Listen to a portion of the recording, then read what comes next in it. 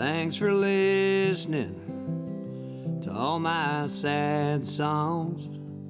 Thanks for loving me when I sing the words wrong. My name's Joshua Ray Walker. I'm a country singer from Dallas, Texas, and I've recently been diagnosed with stage 3B colon cancer. My grandfather was a novice musician, and he had a lot of records in his workshop. Any free time I had, I'd spend out in the garage listening to his records, and he had banjos and guitars laying around, and I just started teaching myself. I've been a working musician. It's been the majority of my income since I was 18. I see my songs like a scene from a movie. It's visual first, and then I just try to paint the picture that I see in my head.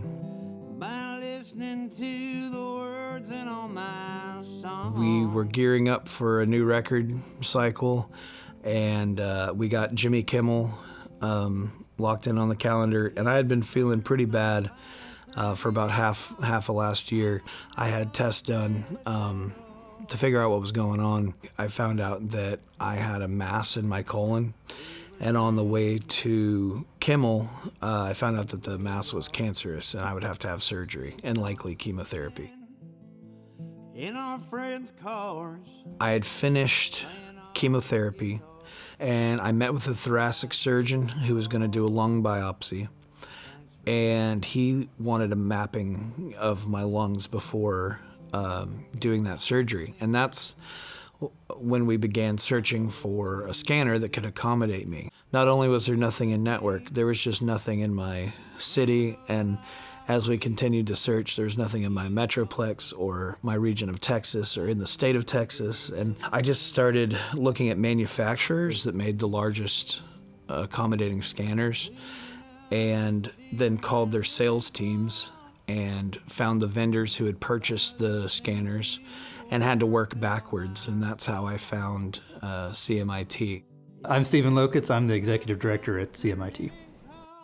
So this scanner's weight limit is 750 pounds, which is very, very large for a molecular imaging device. Our previous scanners had a limit of 350 pounds.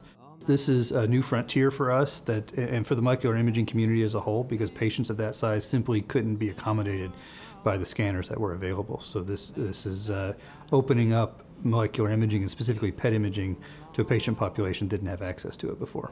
The facility is very new and clean and nice. The team at CMIT really, I think they spent hours on the phone making sure that the insurance company was aware of why I needed the scan, and they also contacted my care team directly and made sure that they had a meeting with the insurance company and got it pushed through in time for me to get the scan and have it paid for. Thanks for listening. Through that biopsy and the scans that I've had and some other tests that were done, it's been concluded that right now they don't think there's any cancer in my body.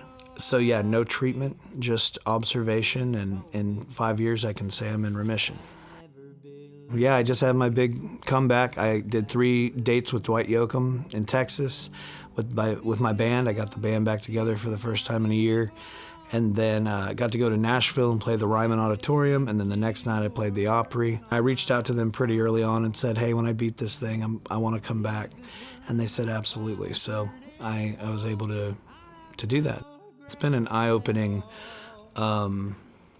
journey just to see how unaccommodating the medical field is in general to people of my size. I want people who need this service to know where to find it, and people in this region will know, where they can find a scanner. Makes the bad times not seem so long. Thanks for listening.